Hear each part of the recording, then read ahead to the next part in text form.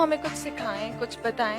What they do is वो हमारे talent को और हमें सप्रेस करते हैं। सीनियर बैठते थे और जूनियर्स उनको कंपनी करते थे। ये ख़त्म होने की वजह से, कम्युनिकेशनल गैप आने की वजह से आज जूनियर्स को ये लगता है कि शायद सीनियर जो है वो कुछ जल्लाद का किरदार उसको बन गया। They wear black coat, we wear black coat, and हमारी सेम dignity है, right? But still we are not given the status equal to them. Why is that? Senior को अपने फादरली फिगर नहीं लेंगे और जूनियर को आप अपने बच्चे के तौर पर ट्रीट नहीं करेंगे तो उस वक्त तक ये मसला हल नहीं हो सकता। इसमें कोई शक नहीं कि दोनों ने काला कोट पहना हुआ है, इसमें कोई शक नहीं कि डिग्निटी में कोई फ़र्क नहीं है, लेकिन एक्सपीरियंस जो है उसका एक बहुत बड़ा, उम्र का एक बहुत बड़ा तकाजा है। नेचर में मिस्टेक्स हैं, लाइक आप मिस्टेक्स करते हो, बट फिर ह्यूमिलिएट करना एंड इंसल्ट करना, this is something again which needs to be changed. So emotions का बहुत मसला है। इसके अंदर ये चॉइस नहीं की जा सकती कि जी आज मेरा मूड नहीं है तो मैं केस नहीं कर रहा, आज मेरा मूड है तो मैं केस कर, मूड के मुताबिक नहीं चल सकते। तो लेबर्स की भी वर्किंग आवर्स डिस्क्राइब्ड है कि इतने से इतने घंटे तक कर सकते हैं, बट ये लोग हमसे सुबह से शाम तक जब तक दिल करके काम कराते हैं। इस प्रोफेशन की सबसे बड़ी प्रॉब्लम ये है कि ये आपके लिए हार्ड वर्क है, और अगर आप समझते हैं कि सुबह आके आप शाम को जा रहे हैं और आपके साथ बड़ी जाती है, और फिर आप कोई और प्रोफेशन जो है ना वो अडॉप्ट कर लें।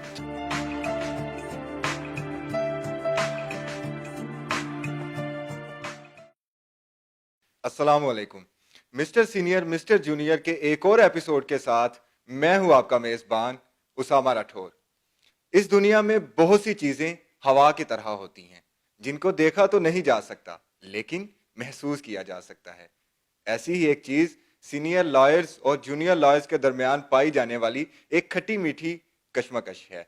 आज उसी कश्मकश को जुबान देने की कोशिश की गई है जिसमें हमारी जूनियर गिले करेंगी दिल खोलकर और हमारे सीनियर पर वाजिब होगा उनकी दिलजोई करना और उनका जवाब देना। और बज़ाहिर मामूली नजर आने वाले ये गिले अगर सुने और हल ना किए जाएं तो अंदर ही अंदर नासूर बन जाते हैं। तो हमारे जूनियर्स की नुमाइंदगी के लिए हमारे साथ मौजूद हैं मिस ज़ुखरुफ नफीस। ज़ुखरुफ नफीस, बहुत बहुत शुक्रिया आपका। Thank you. और हमारे साथ सीनियर्स की नुमाइंदगी करने के लिए मौजूद हैं, वैसे तो वो यंगस्टर्स के यानी रोल मॉडल हैं, लेकिन आज वो सीनियर्स को डिफेंड करेंगे। Senior advocate supreme court Syed Farhad Ali Shah, chairman executive committee Punjab bar council. Sir बहुत बहुत शुक्रिया आपके कीमती वक्त। Thank you sir. तो जी मिस जूनियर, पहला गिला क्या है आपको मिस्टर सीनियर से? First of we support our seniors and हम उनके साथ स्टैंड लेते हैं, बट स्टिल दे थिंक हम उनके कंपटीशन में हैं, हम उनके लिए ख़तरा हैं। सो डिस्पाइट वो हमें कुछ सिखाएं, कुछ बताएं, व्हाट दे डू इज़ वो हमारे टैलेंट को और हमें सप्रेस करते हैं। So this is not it. Sir ये खतरे वाला गिला तो बड़ा ही खतरनाक है।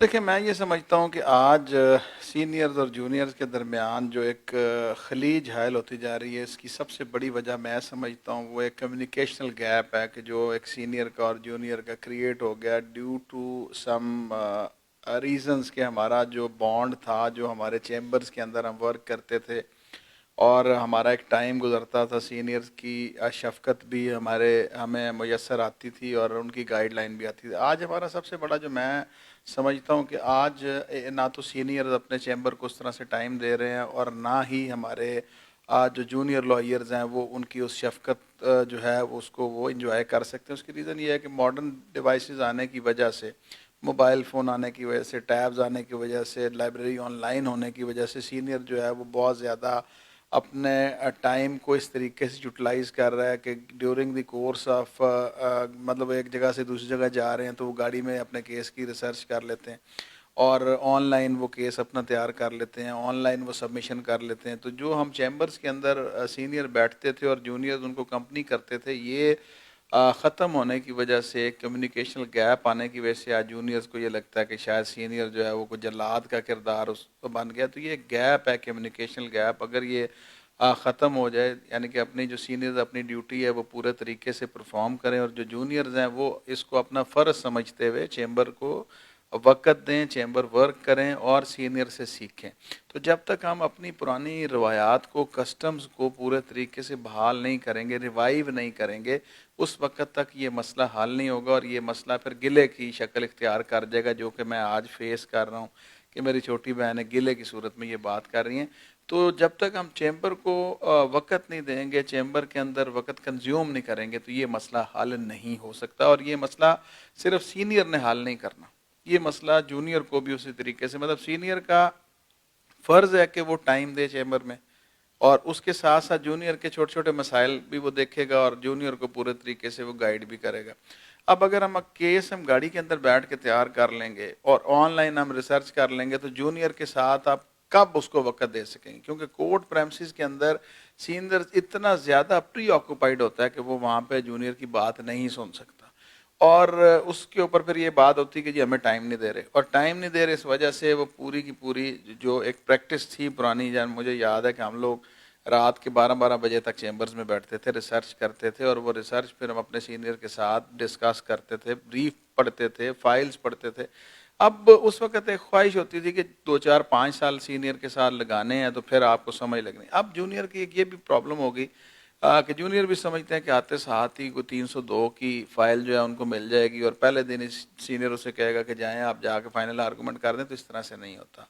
कुछ हमारे इस प्रोफेशन के जो कस्टम्स हैं, जो हम दोनों तरफ से सीनियर और जूनियर भुला चुके हैं, हमें उनको याद करना पड़ेगा, उनकी याद ताज़ा करनी पड़ेगी, तब ये मसला हल। तो सर क्या आप भी अपने जूनियर्स को अपना कंपटीटर और अपने लिए खतरा समझते हैं? देखिए, मैं तो अपने जूनियर्स को या अपने सीनियर को अपना कंपटीटर कभी भी नहीं समझता। उसकी रीज़न ये है कि मैं बिल्कुल इस चीज़ को बतौर जूनियर आपको बड़े वसूख से ये कह सकता हूँ कि मेरे सीनियर बुरहान मौज़म मलिक साहब मेरे सीनियर हैं, उस्ताद हैं। आज भी बहुत से केसेस ऐसे हैं जिसमें एक साइड से वो वकील हैं, दूसरी साइड से मैं वकील हूँ। तो मुझे तो इसमें मैं तो बड़ा एंजॉय करता हूँ इसको कि मैं उस्ताद और शागिर्द हम दोनों मिलकर केसेस कर रहे हैं, एक साइड से वो खड़े हैं, दूसरी साइड से मैं खड़ा हूँ। तो ये कंपटीशन, हमारा प्रोफेशन हमेशा से एक कंपटीशन की फ़िज़ा रहती है, लेकिन ये आप इसको पॉजिटिव सेंस में लेंगे। ये पॉजिटिव मतलब मेरे लिए ये एजाज़ की बात है कि मैं केस अपने उस्ताद साहब के अगेंस्ट करता हूँ, और उनके लिए भी ये फ़ख्र की बात है कि मेरा जूनियर जो है वो मेरे सामने आके खड़ा हुआ और इस लेवल पे आ गया, और कि वो केसेस जो है एक तरफ से मैं कर रहा हूँ, दूसरी तरफ से वो कर। इसी तरह मैं बतौर सीनियर ये समझता हूँ कि आज मेरे काफ़ी शागिर्द हैं। अरमगान गोंदल है मेरा शागिर्द, अपना इंडिपेंडेंट प्रैक्टिस कर रहा है। उस्मान नसीम बाबू के नाम से आप हाई कोर्ट में पूछ लें किसी को जाके, बहुत से केसेस के अंदर ये हमारे साथ आते हैं। मतलब खावर है, उसके कई केसेस ऐसे हैं जो एज ए जूनियर वो है मेरे साथ, लेकिन वो इंडिपेंडेंट कैपेसिटी में केसेस कर रहा है और दूसरी तरफ से वो एंगेज होता है। तो हम तो इसको बहुत एंजॉय करते हैं, तो हम तो इसको इस सीक्वेंस में लेते ही नहीं है। मैं तो कभी इसमें अपना खौफ, ना मैं खौफजदा हूँ ना वो खौफजदा है। तो जब तक आप इसको पॉजिटिव सेंस में इस कंपटीशन को नहीं लेंगे, उस वक्त तक फिर बात बनेगी नहीं। तो ये पॉजिटिव सीक्वेंस में हमने इसको लेना है, और इससे हम ना सीनियर को खौफजदा होना चाहिए और ना जूनियर को खौफजदा होना चाहिए। जी, सीनियर का कहना तो है कि जो ये कंपटीशन की फ़ज़ा है ये तो हुस्न है वकालत का, तो साथ ही उनका आपके लिए ये भी मशवरा है कि आप कम्युनिकेशन जो गैप है उसको ख़त्म करें। दूसरा गिला क्या है आपको? सेकेंडली, प्रोफेशनली हम एंड सिस्टमैटिकली हम इक्वल हैं, right? Seniors junior lawyers equal हैं, एंड इनफैक्ट इन लोगों का व्हाट दे डू इज, जब हम मिस्टेक करते हैं कोई, तो they insult us. They wear black coat, we wear black coat, and हमारी same dignity है, right? But still we are not given the status equal to them. Why is that?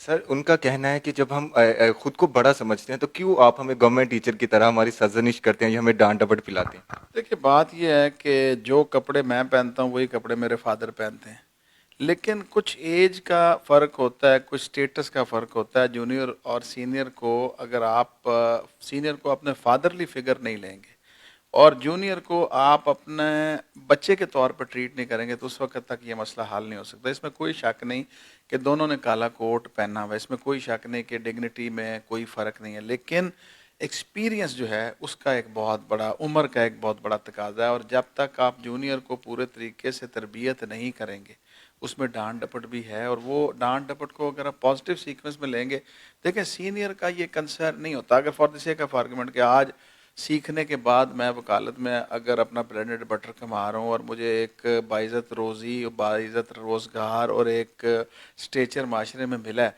तो इसका फ़ायदा मेरे सीनियर को नहीं हो रहा, इसका फ़ायदा मुझे हो रहा है या मेरे बच्चों को हो रहा है या मेरी फैमिली को हो रहा है।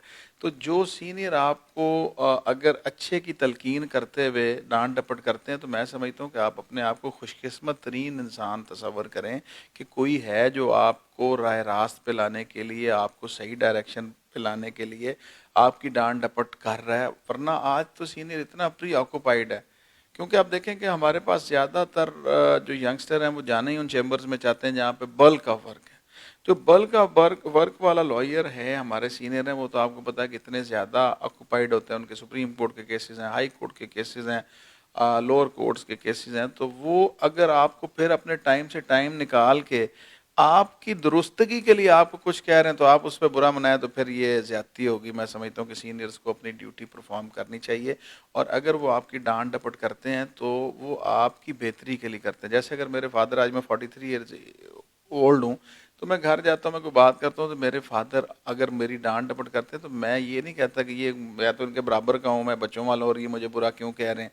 मैं उसमें भी अपना ऑनर फील करता हूँ कि मेरे वालिद हैं जो मेरी बेहतरी कर सकते हैं। अगर वो ना होते तो फिर मैं कहता कि काश मेरा कोई बड़ा होता जो मेरे लिए। तो बड़े जो हैं वो खुशकिस्मती की अलामत है, और आपके जो सीनियर हैं वो आपकी डांट डपट करते हैं तो आप इसको अपनी खुशबख्ती तस्वर करें कि वो आपको परफेक्ट देखना चाहते हैं, वो आपके अंदर परफेक्शन चाहते हैं, वो आपके अंदर प्रोफेशनलिज्म चाहते हैं। तो ये इस वजह से ये मैं नहीं समझता कि वो आपको कोई डिस्ग्रेस कर रहे हैं या उनका मोटिव जो है वो आपको डिग्रेड करना है। उनका मोटिव ये नहीं है। उनका मोटिव ये, देखें आप एक किसी भी चीज़ को देखें, ग्लास आपके सामने पड़ा है, तो उसको अगर वो हाफ से ज़्यादा भरा हुआ है तो मैं देखने वाला हूँ ना, मैं कहता हूँ कि ये हाफ से ज़्यादा फिल है, तो आप कहते हैं कि ये हाफ से ज़्यादा खाली है। तो एक ही ग्लास है, उसकी दो इंटरप्रिटेशन है। जैसे एक लाइन है, रोको मत जाने दो, आप कहते हैं रोको मत जाने दो, मैं कहता हूँ रोको मत जाने दो। तो ये आपकी सोच, आपकी नज़र, आपकी अप्रोच क्या है। अगर आपकी ज़िंदगी में अप्रोच पॉजिटिव है तो आप चीज़ों को पॉजिटिवली लेंगे, और अगर पॉजिटिवली लेंगे तो आपकी बेहतरी भी होगी, आप पूरे तरीके से फ्लरिश भी करेंगे, आप मुकाम हासिल करेंगे। लेकिन अगर हर चीज़ को आप नेगेटिव नज़र से देखेंगे तो आप किसी का कोई नुकसान नहीं कर रहे, आप अपना खुद नुकसान कर रहे हैं। सीनियर का तो कहना है कि जब तक आप हमारी जिम्मेदारी हैं, हम आपको बाप की तरह ट्रीट करेंगे और आपको भी हमें हमारे बच्चों की तरह तरबियत पानी होगी। तीसरा गिला क्या है आपका? Like in other countries, soon after a person gets bar license, तो वो pleading के लिए eligible होते हैं in higher and lower courts, right? But in Pakistan, senior lawyers ने ये भी restriction लगा दिया। What they do is कि हम plead नहीं कर सकते हैं। तो उस सबसे पहले हमें lawyer courts में लगाना पड़ता है अपना टाइम, फिर उसके बाद हायर कोर्ट में, और फिर काफ़ी अरसे के बाद we get into Supreme Court. Sir, जो जूनियर्स है वो लॉ डिग्री करने के फौरी बाद ही सुप्रीम कोर्ट जाना चाहते हैं, आप क्यों रोकते हैं उनको? देखिए, हम नहीं रोकते। बेसिकली हमारा कॉन्स्टिट्यूशन है 1973 का, जो आपको मुख्तलिफ लॉज को उसकी पार्लियामेंट को ऑथराइज करता है कि वो लेजिस्लेशन करेंगे। अब हमारी legal practitioner bar council act है 1973 का, उसके तहत फिर बॉडीज हैं जिनको रूल्स फार्मुलेट करने के लिए ऑथराइज करता है कॉन्स्टिट्यूशन। अब उस एक्ट को हम अमेंड नहीं कर सकते, ना बार काउंसिल अमेंड कर सकती है, ना उसको पाकिस्तान बार अमेंड कर सकती है। बेसिकली उसको अमेंड करना है पार्लियामेंट ने। अब इंग्लैंड का आप सिस्टम अगर लाएं तो वो फ्रांस में नहीं चल रहा। फ्रांस का अगर आप सिस्टम देखें तो वो अमेरिका में नहीं चल रहा। अगर अमेरिका का सिस्टम आप देखें तो वो कनाडा में नहीं चल रहा। हर मुल्क का एक कॉन्स्टिट्यूशन है और उस कॉन्स्टिट्यूशन के तहत इदारों को काम करना होता है। जैसे आप इंग्लैंड के अंदर आप रिटन कॉन्स्टिट्यूशन नहीं है, लेकिन उनके कस्टम्स जो हैं वो प्रिवेल करते हैं। इसी तरह हमारा कॉन्स्टिट्यूशन ये कहता है कि इंजंक्शंस ऑफ इस्लाम जो है वो प्रिवेल करेंगी, कि जो हमारी इस्लामिक इंजंक्शंस हैं वो हर लिहाज से प्रिवेल करेंगी, और अगर कोई लॉ उसके मुतजाद बनेगा तो वो वाइड एब इनिशियो तसव्वुर किया जाए। इसी तरह अब इनकी जो ख्वाहिश है कि पहले दिन हमें सुप्रीम कोर्ट भिजवा दिया जाए, तो देखें आप इंग्लैंड का जो आप समझें कि जो एजुकेशन का मेयार है वो हमारे पाकिस्तान में नो डाउट अभी नहीं है। इसी तरह जो उनके फाउंडेशन कोर्सेज हैं, इसी तरह से जो उनकी बेसिक एजुकेशन है, हमारा मेयार हम उसको मीट विद नहीं करते।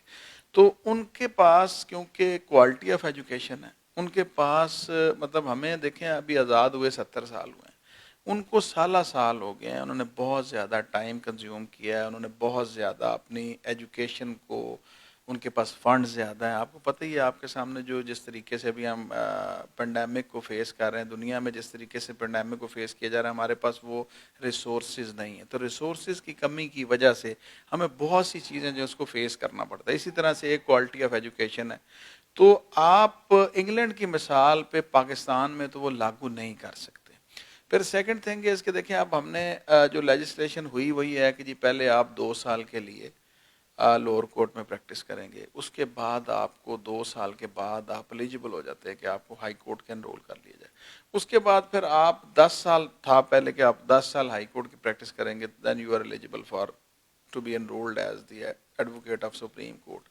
और अब उसका ये हुआ है कि वो 7 ईयर्स कर दिया गया, और ये 7 ईयर पार्लियामेंट ने नहीं किया, ये हम लोगों ने बार कौंसिल से ये पूरी सिफारिशात भिजवाई, रिकमेंडेशंस की कि जी आप यंगस्टर्स को प्रमोट करने के लिए आप इसके अंदर बिल्कुल करें और इसका जो लिमिट है इसको कम किया जाए, और हमारी रिकमेंडेशन पे ही वो काम हुआ है। और उसके बाद अब 7 साल की प्रैक्टिस रखने वाले जो लॉयर्स हैं वो इनरोल हो सकते हैं सुप्रीम कोर्ट के लिए। लेकिन जो ये है कि पहले दिन सुप्रीम कोर्ट के लिए इनरोल कर लिया जाए, तो इसमें मैं तो लॉजिक नहीं समझता। उसकी वजह यह है कि जो आज से 20 साल पहले मैं प्रैक्टिस करता था वो आज मैं नहीं करता, जो आज से 10 साल पहले मैं आर्गूमेंट करता था वो मैं आज नहीं करता। देखो with the passage of time बहुत सी चीज़ें हैं। देखिए दो चीज़ें हैं, फर्स्ट इज़ के practical yield and other is theoretical yield. क्या आपने किताब पढ़ी लॉ कॉलेज से, लेकिन प्रैक्टिकल वर्क आपने कब किया, जब आप आगे मूट क्लास से निकल के आप आ गए कोर्ट प्रेमिसेस के अंदर। और बहुत सी चीज़ें ऐसी हैं जो मैंने ना लॉ कॉलेज के टीचर से सीखी थी, ना मैंने अपने सीनियर से सीखी। बहुत सी प्रैक्टिकल चीज़ें मैंने अपने सीनियर के क्लर्क से सीखी, जैसे अब कच्चा मचलका, पक्का मचलका, पेट जिमनी, मतलब बहुत सी ऐसी क्रिमिनल साइड की थी जो हमने वहाँ पर ग्रॉस रूट लेवल पे क्लर्क से सीखी। तो मैं आप देखें, आप लॉ कॉलेज की किताबें उठा के देखें, आपको मचलका ये छोटी बॉन्ड फिल करने का प्रोसीजर नहीं दिएगा। बहुत सी चीज़ें ऐसी हैं जो आप प्रैक्टिकली सीखते हैं।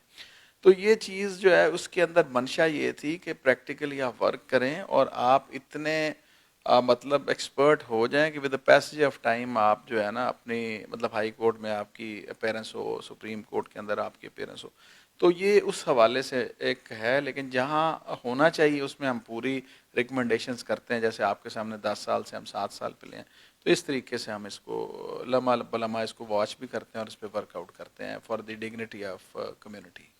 ज़ुखरूफ सीनियर का तो कहना है कि बजाय जंप लगाने के अगर आप एक सीढ़ी करके चढ़ेंगे तो वो ज़्यादा बेहतर है। अगला गिला क्या है आपका? Fourthly, I would say कि they do not pay us properly. ठीक है नहीं करते पे properly, but जो commissions हैं like local और evidence commissions, उन पे भी इन्हीं की मर्जी होती है। So उस पे भी ये होता है कि like 7 years की practice के बाद you'll get that. तो एक ये हमारे पास hope होता है earning का जो कि नहीं रहता।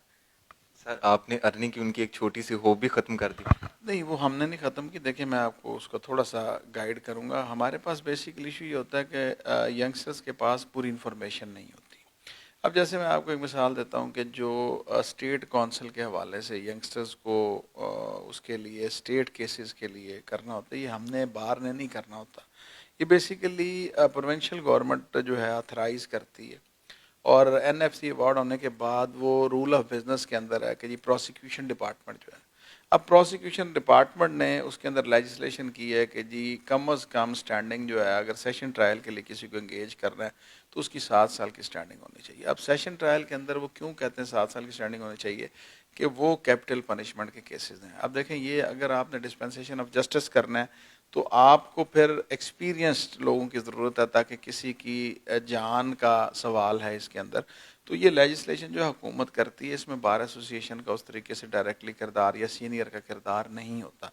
अब सेकंड थिंग इज़ कि जो लोकल कमीशन या आपके कमीशन फॉर साइट इंस्पेक्शन के हवाले से है, या आपका जो एविडेंस रिकॉर्ड कर रहा है थ्रू लोकल कमीशन, इसको भी high court rules and order जो है वो उसके अंदर प्रोवाइड किया गया पूरा प्रोसीजर, और उसके तहत जो है वो लोकल कमीशन अपॉइंट करते हैं। और ये भी सीनियर अपॉइंट नहीं करते, ये बेसिकली जजेस अपॉइंट करते हैं। अगर उनको अपनी असिस्टेंस के लिए लोकल कमीशन एट साइट भिजवाना है, या उनको कोई रिपोर्ट चाहिए, या उन्होंने किसी भी हवाले से कुछ चीज़ डिग आउट करवानी हो, तो वो उसके थ्रू करवाते हैं। तो इसमें सीनियर्स का, अब जूनियर्स का ये एतराज़ है कि जी वो लोकल कमीशन जो है वो एक 7 साल के एक प्रैक्टिस वाले को क्यों किया और मुझे 6 महीने वाले को क्यों नहीं किया।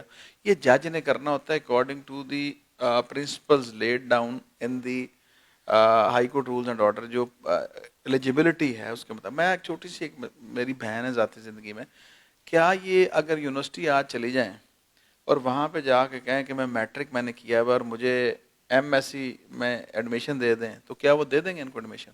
देखिए क्राइटेरिया होगा, उसके अंदर दिया गया होगा कि जिनके लिए पहले बीएससी करनी ज़रूरी है, फिर उसके बाद मेरिट होगा, उसके बाद कोई एंट्रेंस टेस्ट होगा, उसके मुताबिक करेंगे। इसी तरह ये प्रोसीजर भी प्रोवाइडेड है और स्टैट्यूट के अंदर प्रोवाइडेड है, और ये हम सारे बाइंडिंग है कि हम उन देखिए ख्वाहिश रखना किसी बात का कि अगर मैं ये ख्वाहिश रखता हूँ कि मुझे अमेरिका का सदर बना दिया जाए, तो मेरी ख्वाहिश पर मुझे कोई सदर नहीं बनाएगा। कुछ एलिजिबिलिटीज़ होंगी, कुछ प्रोसीजर दिया गया होगा जो मुझे फॉलो करना पड़ेगा। तो ये सारी सारी चीज़ें जो है ये प्रोवाइडेड हैं लॉ के अंदर, और इसके मुताबिक चलती हैं। इतनी अंधेर नगरी नहीं है जितनी हम नैरो माइंडेड होकर सोच लेते हैं कि सीनियर जो है वो हर चीज़ पे कब्जा करके बैठा है। वो कब्जा करके नहीं बैठा है, वो आपको पूरे तरीके से अकोमोडेट करने के लिए बैठा है। जैसे मैं एक मिसाल देता हूँ कि मैं 15 साल की उम्र में सोचता था कि मेरे वालिद से जालिम आदमी को कि गाड़ी बाहर खड़ी है और मुझे चलाने नहीं दे रहे।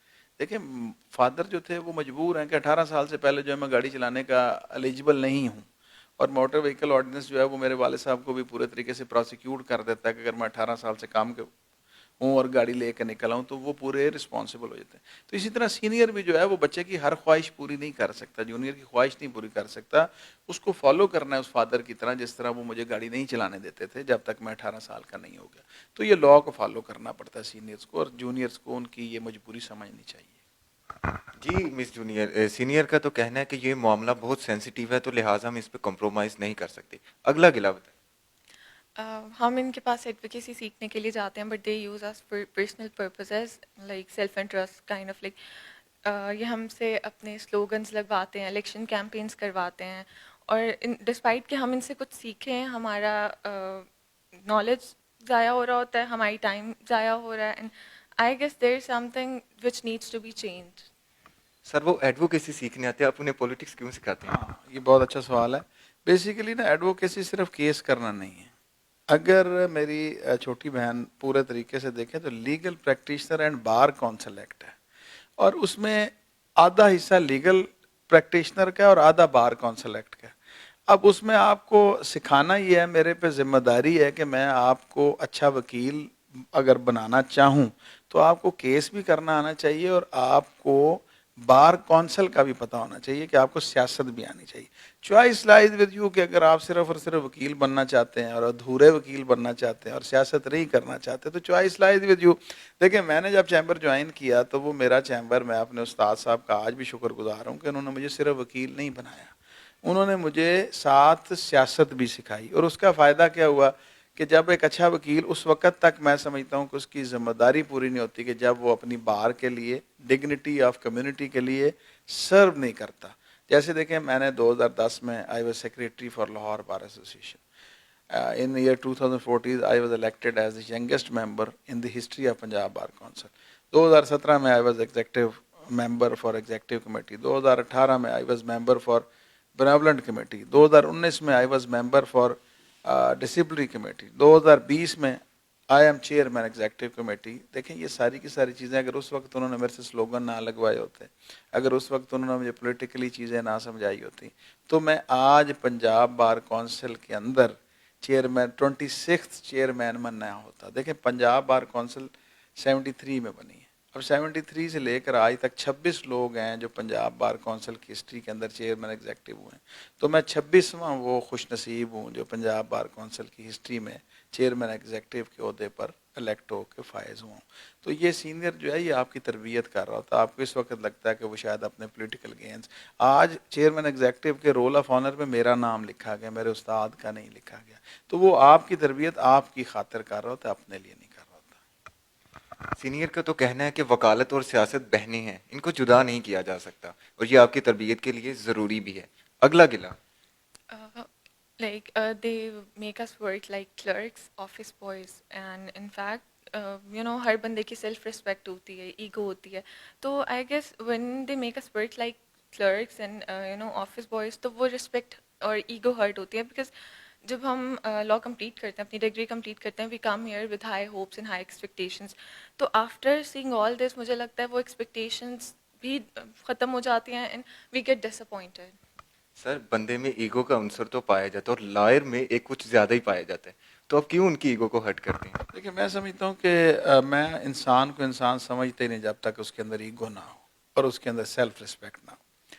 लेकिन इन जनरल सीक्वेंस हमने तो कभी ये नहीं फील किया बतौर जूनियर कि अगर मेरे उस्ताद ने मुझे ये कह दिया कि इस वक्त ऑफिस बॉय नहीं है तो तुम जाके यार ये फोटो कॉपीज करवा लो या ये बुक्स जो है लाइब्रेरी में छोड़ दो, या मुझे तो इस बात में कभी ये फील नहीं हुआ कि अगर मेरा उस्ताद साहब के क्लर्क नहीं आया तो मैं उनके पीछे उनकी किताबें उठा के ले गया हूँ, या मैंने उनके लिफाफे उठा के ले गए, या मैंने कोर्ट से लिफाफे वापस दफ्तर छोड़ दिए। देखिए ये सारी की सारी चीज़ें एक सिस्टम का हिस्सा होती हैं, और इस सिस्टम में कुछ सीखने के लिए वो कहते हैं ना कि दाना खाक में मिलकर गुलो गुलजार होता है, खाक में मिलना पड़ता है। इस चीज़ को इतना ज़्यादा ईगो का मसला नहीं बनाना चाहिए। इसको आप देखिए घर के अंदर अगर for the sake of argument कि मेरे घर में अगर मुलाजमा है तो वो बर्तन भी धो रही है, वो कपड़े भी धो रही है, वो खाना भी कर, अगर आज मुलाजमा बीमार हो गई है तो मैं तो इसमें अपनी ईगो नहीं फील करता, मैं बर्तन भी धो लेता हूँ। मैं इसमें ईगो नहीं समझता कि मैं चाय भी बना लेता हूँ। तो इसमें अब मैं ये कहूँ कि जी मेरी तो ईगो होगी, मेरी बीवी ने मुझे क्यों कहा कि बर्तन धो दो, तो ये ईगो नहीं होती। सिस्टम को चलाने के लिए पॉजिटिव एंड से सोचना चाहिए, और पॉजिटिव एंड से जब आप सोचते हो तो बैलेंस एक बनता है। बैलेंस लेके चलेंगे तो चीज़ें हो जाएंगी। बाकी हाँ मैं ये ज़रूर समझता हूँ कि अगर कोई आपको आपके केस के अंदर हार्ड लक होगी, क्योंकि साइको टाइप सीनियर आपको मिल गए और वो जान के आपको डिग्रेड या डिसग्रेस करें, तो ये मैं समझता हूँ कि सीनियर्स को सोचना चाहिए। लेकिन एक चीज़ मैं बताता चलूँ कि हमने तो अपना एक्सपीरियंस किया है, अपनी लाइफ का मैं आपसे शेयर करूँगा कि मुझे तो मेरे सीनियर ने मुझे नहीं याद कि कभी डिसग्रेस किया हो, और इसी तरह मुझे अपने जूनियर्स में नहीं याद कि कभी किसी जूनियर को मैंने डिसग्रेस करने की कोशिश की हो। ये ज़रूर होता है कि सीनियर जो है वो बहुत ज़्यादा प्री ऑक्यूपाइड होता है, उस पर बहुत ज़्यादा प्रेशर होते हैं, उसको उसने पब्लिक डीलिंग भी करनी होती है, उसने केस भी तैयार करने होते हैं, उसने केस आर्गू भी करने होते हैं, फिर उस पर एक बल्क ऑफ वर्क होता है, उस पर घर की जिम्मेदारियां, बच्चों की जिम्मेदारियां, मतलब बहुत ज़्यादा वो प्री ऑक्यूपाइड होता है। अगर उस ऑक्यूपेशन के अंदर वो अंडर स्ट्रेस आ जाए, वो अंडर प्रेशर आ जाए, कोई ऐसी बात कह दे, तो ये इग्नोर करना चाहिए। मतलब ये दोनों तरफ से सीनियर को सोचना चाहिए कि मोटिव नहीं होना चाहिए किसी को डिस्ग्रेस करने का, बाई मोटिव किसी को डिमोरलाइज नहीं करना चाहिए, बाई मोटिव किसी को प्रेशराइज नहीं करना चाहिए। लेकिन अगर अंडर प्रेशर हो कि कुछ हो जाए तो जूनियर्स को भी अपना दिल बड़ा करना चाहिए। और मैं ये समझता हूँ कि अगर सीनियर को आप अपना फादरली फिगर समझें तो आप इन चीज़ों को इग्नोर करेंगे, और अगर सीनियर अपने जूनियर को अपना बच्चों के तौर पर ट्रीट करे तो बाई मोटे मुझे तो नहीं समझ आती कि कोई बाप अपनी बेटी को या अपने बेटे को बाई मोटिव डिसग्रेस करना चाहता हो, ये नहीं हो सकता। हाँ ये ज़रूर है, साइकोलॉजिकली हमने ये देखा है कि कुछ पेरेंट्स की आदत होती है कि बच्चों को अपने कज़न्स या अपने अजीज़ों की मौजूदगी में वो ऐसी डांट डपट करते हैं जिससे बच्चा फील करता है कि जी हमें तो देखें जी बेइज्जत कर दिया सबके अंदर। इसी तरह जूनियर्स का होता है। तो थोड़ा सा इसमें हमें दोनों एंड पे सोचना पड़ेगा और इसका कोई पॉजिटिवली इसको लाना पड़ेगा नॉर्मल बिहेवियर की तरफ के। सीनियर्स अगर कोई ऐसी बात करें तो उनको भी सोचना चाहिए, और अगर जूनियर के साथ हो जाए तो उन्हें भी इग्नोर, दिल बड़ा करना पड़ेगा। दिल बड़े करने से ही मामला जो है वो चलते हैं। जी नेक्स्ट गिला क्या है? टाइमिंग्स का बहुत इशू है। Like they make us work whenever they want, like आप सुबह सुबह बुला लेते हैं और जब तक दिल करता है काम कराते हैं। they don't feel like we're humans, they are like हम जैसे robots and machines and we have to work for them। and in fact अब तो laborers के भी working hours described हैं कि इतने से इतने घंटे तक कर सकते हैं, but ये लोग हमसे सुबह से शाम तक जब तक दिल करता है काम कराते हैं। so this is not how it is। Sir आप अपने जूनियर से मजदूरों से भी ज्यादा काम करवाते हैं। ये मैं समझता हूँ कि मैं खुद सरप्राइज हो रहा हूँ आज मेरी छोटी बहन की बातें सुन के।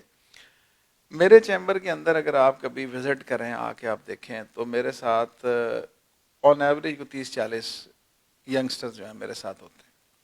अब उसमें कुछ ऐसे हैं जो सीनियर हो गए, 2-4 साल से प्रैक्टिस कर रहे हैं, कुछ ऐसे हैं जो बिल्कुल नए आए होते हैं।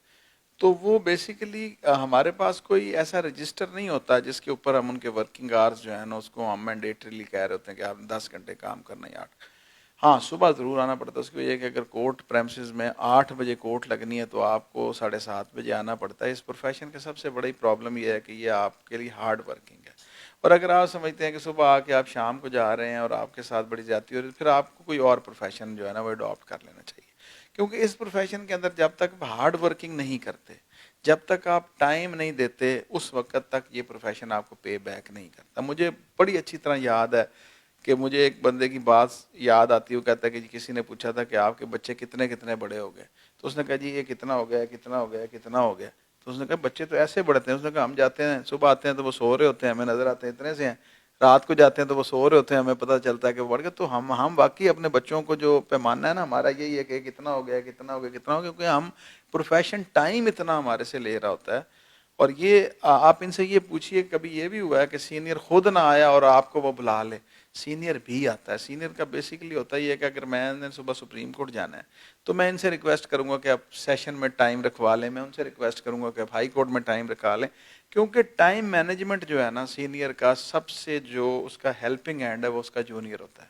अगर मैंने रात को एक जूनियर से कहा आपने कि आप सुबह साहब सेशन कोर्ट आ जाइएगा 9 बजे, मैं सुबह 9 बजे सुप्रीम कोर्ट होऊंगा, आप इसको वेट में रखवा लीजिएगा, आप उसका सारा का सारा ट्रस्ट उस जूनियर के ऊपर है। अगर वो आता ही नहीं तो सीनियर तो बेचारा मारा गया। लेकिन आप देखें कि आपको फर्स्ट जो इंटरेक्शन है आपकी कोर्ट के साथ, उस सिस्टम के साथ, उस क्लाइंट के साथ, वो सीनियर आपको प्रोवाइड कर रहा है कि वो अपनी एब्सेंस के अंदर आपको पूरा मौका फराम कर रहा है कि आप सुबह आएँ, उस क्लाइंट से भी मिल रहे हैं, आप उस जज को भी इंटरेक्ट कर रहे हैं, आप उस सिस्टम को बता रहे हैं कि मैं एक नया जूनियर हूँ, मैं आया और मेरे अंदर दम खम है, मेरे अंदर एक ज्वाला है। तो आप अपना उससे सीख भी रहे हैं, वो एक प्रोसेस है। मैंने आपको अभी पहले भी बताया था कि ये नहीं है कि हम पहले दिन आए तो हमें को 302 का केस मिल गया था। इसी तरह सीनियर को रिप्लेस करते हुए, प्रॉक्सी काउंसिल की हाजिरी लगवाते हुए, ये एक सिलसिला है जो चलता है और ये एक सिस्टम है, इस सिस्टम का हिस्सा बनना पड़ता है। आपको अगर लॉ की फील्ड में कामयाब होना है तो इसमें पूरे का पूरा दाखिल होना पड़ेगा, यानी इसको अपनी जिंदगी बनाना पड़ेगा। तो आखिरी गिला क्या है आपका senior? They do not value our emotions, हमें एम्फेथेटिकली डील नहीं करते हैं। इनफैक्ट दे जस्ट वांट कि हम इनका काम करते हैं, बस इनको अपने काम से मतलब है और उसके बाद नथिंग। एंड इनफैक्ट ये भी है कि एररलेस चाहिए। ऑब्वियसली ह्यूमन नेचर में मिस्टेक्स हैं, लाइक आप मिस्टेक्स करते हो, बट फिर ह्यूमिलिएट करना एंड इंसल्ट करना, this is something again which needs to be changed. So emotions का बहुत मसला है। सर, आप इमोशंस को क्यों नज़रअंदाज करते हैं? कभी बंदे का काम करने को नहीं भी दिल कर रहा होता तो आप क्यों उनसे काम ही डिमांड करते हैं? देखिए बात यह है कि हमारा प्रोफेशन इस किस्म का प्रोफेशन है जो फुल टाइम जॉब है। मैंने अभी आपको बताया कि इसके अंदर ये चॉइस नहीं की जा सकती कि जी आज मेरा मूड नहीं है तो मैं केस नहीं कर रहा, आज मेरा मूड है तो मैं केस कर, ये मूड के मुताबिक नहीं चल सकते आपको। ये कमिटमेंट का नाम है और कमिटमेंट का नाम यही होता है कि आप अपनी पर्सनल जो आपकी ज़रूरियात हैं, पर्सनल मूड्स जो हैं आपके, वो आप एक तरफ रख देते हैं और आप सिर्फ और सिर्फ उस कमिटमेंट को निभाते हैं जो आपने पावर ऑफ अटर्नी साइन करते हुए साइन किए थे कि हाँ जहाँ पे आपको आपके केस में मेरी ज़रूरत होगी मैं पेश हूँगा। तो इसके अंदर मूड को नहीं देखा जाता, इसके अंदर कमिटमेंट को देखा जाता है। और इस प्रोफेशन के अंदर अगर आप कामयाब होना चाहते हैं, चाहे आप सीनियर हैं या आप जूनियर हैं, आपको कमिटमेंट जो है उसको ओन करना पड़ता है। और अगर आप कमिटमेंट को ओन करने की सलाहियत नहीं रखते और आपकी पर्सनैलिटी के अंदर मूड जो है वो ज़्यादा प्रवेल कर रहा है, तो मैं समझता हूँ कि आपके लिए फिर ये फील्ड ठीक नहीं है, आपको फील्ड चेंज करना पड़ेगा। सेकंड थिंग इज़, आप देखें कि इस प्रोफेशन को मैं बतौर सीनियर अपने छोटे बहन भाइयों को गाइड करते हुए कहूँगा कि जब तक आप इस प्रोफेशन को एज ए हॉबी नहीं लेंगे, जब तक इस प्रोफेशन को आप अपनी पसंद से नहीं करेंगे। बाखुदा उसामा आज तक मेरे वालिद साहब ने आके नहीं देखा कि मेरा ऑफिस कहाँ है, उन्होंने नहीं देखा मैं किस किस्म के केसेस करता हूँ। मुझे सुबह उठने के लिए अलार्म नहीं लगाना पड़ता, मैं सुबह 6:30 बजे मेरी आंख लगी मैं उठता हूँ। आजकल छुट्टियाँ हैं, कमिटमेंट है, छुट्टियाँ हैं, लेकिन फिर भी उसी टाइम पे उठते हैं, उसी तरह से यूनिफॉर्म पहनते हैं, उसी तरह से ऑफिस आते हैं। तो ये कमिटमेंट पे बेस करता हुआ प्रोफेशन है। और अगर आप वकील बनना चाहते हैं और मैं एक और बात कहता हूँ कि वकील बनने की ख्वाहिश जब तक आपके जीन में नहीं होगी, जब तक आपके दिल में नहीं होगी, उस वक़्त तक दुनिया की कोई हस्ती आपको वकील नहीं बना सकती। और सिर्फ लॉ करने से बंदा वकील नहीं बनता।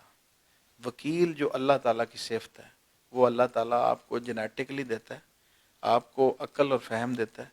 उसके बाद फिर आपका ख्वाहिश होती है कि वो आपको वकील बनाता है। और वो ख्वाहिश जब तक अगर आप उसको हॉबी में कन्वर्ट कर लेंगे, तो मेरा सीनियर जितनी मर्जी बातें कर ले, मैंने एंजॉय करना, नो प्रॉब्लम। मुझे जितनी देर मर्जी काम करा ले, मैंने एंजॉय करना है, क्योंकि वो मेरी हॉबी बन चुकी होगी। आप मुझे उसामा अपने बचपन को थोड़ा सा मेमोराइज करें। हम लोग जब खेलने जाते थे ना क्रिकेट, तो हमारे से पहले कोई ग्राउंड में क्रिकेट खेल रहा होता तो कहते थे बैठो वेट करो, हम खाल मैच खत्म करेंगे फिर तुम खेलना, 4-4 घंटे हो गए बैठे हुए, शौक बैठाता था, कोई डंडा लेके नहीं बैठता कि बैठ जाओ इधर, ये पिच खाली होगी तो खेलना। जब तक आप शौक नहीं लाएंगे, जब तक उसे ऐसे हॉबी नहीं लेंगे, उस वक्त तक ये मसला हल नहीं हो सकता। और इस मसले को हल करने के लिए जैसे मेरी अभी बहन ने कहा आपके सामने कि जी हमें बहुत ज़्यादा डिग्रेड करते हैं। मैंने अभी आपको पिछले क्वेश्चन में बताया था कि डिग्रेड बाय मोटिव अगर को करता हो तो वो गलत है, लेकिन अगर पॉजिटिव सेंस के अंदर आपकी बेहतरी के लिए आपका सीनियर आपको कुछ कह रहा है तो वो आपको मानना भी चाहिए। और आपको नज़र आएगा कि with the passage of time चीज़ें जो है ना वो। फिर एक और बात करना चाहता हूँ कि अगर आप वकील बनना चाहते हैं, अगर आप मेरे फ़िक्रे पर गौर कीजिएगा, अगर आप वकील बनना चाहते हैं तो लाहौर में 38,000 वकील हैं। लेकिन अगर आप नामवर वकील बनना चाहते हैं, चॉइस लॉयर बनना चाहते हैं, तो इस प्रोफेशन को एज ए पैशन लेना पड़ेगा। अगर आप एज ए पैशन ले लेंगे तो ये सारी की सारी चीज़ें जो हैं ये एक साइड पे हो जाएंगी और दुनिया की कोई ताकत आपको एक बड़ा वकील बनने से रोक नहीं सकेगी। और अगर आप इन चीज़ों को बाय पैशन नहीं लेंगे, एज ए प्रोफेशन लेंगे, तो फिर यहाँ पे 38,000 वकील हैं, कोई इतनी बड़ी बात नहीं है कि वो 38,000 के साथ प्लस एक और आ गया। तो इस तरह के कई लोग आते रहेंगे जाते रहेंगे। लेकिन अगर आप चॉइस लॉयर बनना चाहते हैं तो ज़्यादा प्रोफेशनल इन बातों को इग्नोर कर दें और मेहनत करें, अल्लाह ताला फिर देखें sky is the limit. Sir आप पर 8 गिलों के ताबड़तोड़ हमले हुए हैं, तो क्या आप भी कुछ जूनियर से कोई गिला करना चाहेंगे? देखें, बाप का अपने बच्चे से गिला होता ही नहीं। बाप ने प्यार करना होता है, बच्चा चाहे जो भी कह दे। बाप का अगर मेरा फिगर बाप का है तो मेरा गिला इनसे क्या हो सकता है। मेरे इनके लिए एक ही मैसेज है कि बाप का काम है कि अपने बच्चों को पूरे तरीके से प्रोटेक्ट करना और उनकी अच्छी तरबियत करना, तो वो हमारा फ़र्ज़ है। अब तक हम ये फ़र्ज़ निभाते रहें और इंशाल्लाह ताला आइंदा भी निभाते रहेंगे। तो जी बिल्कुल, हमारे सीनियर का कहना है कि अगर आपको लॉ में सक्सेसफुल होना है तो इसको अपना इश्क बनाना पड़ेगा। अगर आप देखें आम जिंदगी में भी आप इश्क करते हैं तो आपको आपकी महबूबा या महबूब आपको तकलीफें तो देती है, लेकिन आपको वो तकलीफें फूल लगती हैं। तो इसी तरह अगर लॉ के इश्क में भी आपने कामयाब होना है तो ये तकलीफें आपको बर्दाश्त करना पड़ेंगी। और बहुत अच्छी बात सर ने कही कि जब किसी सीनियर के पास कोई जूनियर आता है तो दरअसल वो उसके पास उसकी शागिर्दी में आता है। उसका किरदार एक रूहानी बाप का और रूहानी बेटे का होता है। तो अगर वो कुछ भी उसको डांट डपट भी पिलाता है, तो कुछ भी करता है, तो वो उसकी भलाई के लिए होती है। और हमारे जो मिस जूनियर थी, उन्होंने जूनियर्स की आवाज़ को काफ़ी मौसर अंदाज में उठाया और हमारे सीनियर की तरफ से भी कोशिश की गई कि उनका भरपूर जवाब दिया जाए। और बहुत सी ऐसी चीज़ें होती हैं कि जो मौजूद नहीं होती, सिर्फ कम्युनिकेशनल गैप की वजह से वो गलत फहमियाँ होती हैं। अगर कम्युनिकेशनल गैप को ख़त्म कर दिया जाए तो वो गलत फहमियाँ खुद ब खुद दूर हो जाती हैं। और इसी कम्युनिकेशनल गैप को ख़त्म करने के लिए हमने ये काविश की है और हमें उम्मीद है कि आपको ये काविश पसंद आई होगी। खैर, ये तो अभी आपका फीडबैक ही बताएगा। इसी के साथ हमें दीजिए इजाज़त। अपना रखिएगा ख्याल। अल्लाह निगहबान।